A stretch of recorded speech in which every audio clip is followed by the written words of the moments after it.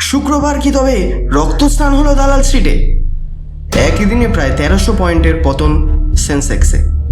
নিফটিতেও আজ নেমে এসেছে 23,200 নিচে। কিন্তু হঠাৎ কেন এই ধস?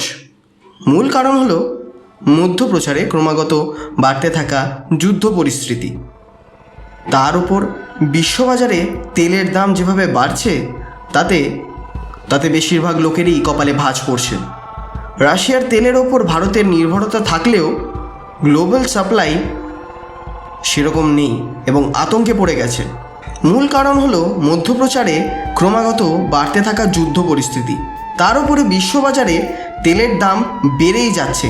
গালফ স্ট্রেটসের ওপর বোমা বর্ষণ করছে ইরান। ইসরায়েল, ইরান এবং ইউএসের এই যুদ্ধতে বিভিন্ন দেশের মধ্যে তাদের কারেন্সির ভ্যালু কনস্ট্যান্টলি ইনফ্লেশন দেখছে।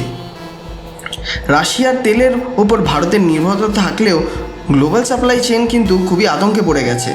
তবে এই রক্তারক্তির বাজারেও কিন্তু উল্টো পথে হাঁটছে HUL, এয়ারটেল আর ট্রেন্টের মতো শেয়ারগুলো।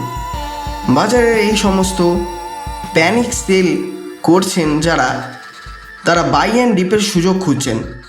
আপনার মতামতে আমরাও অনুপ্রাণিত হব। কি করা উচিত? আপনার যা মতামত বা ওপিনিয়ন সেটা কমেন্ট করে জানান।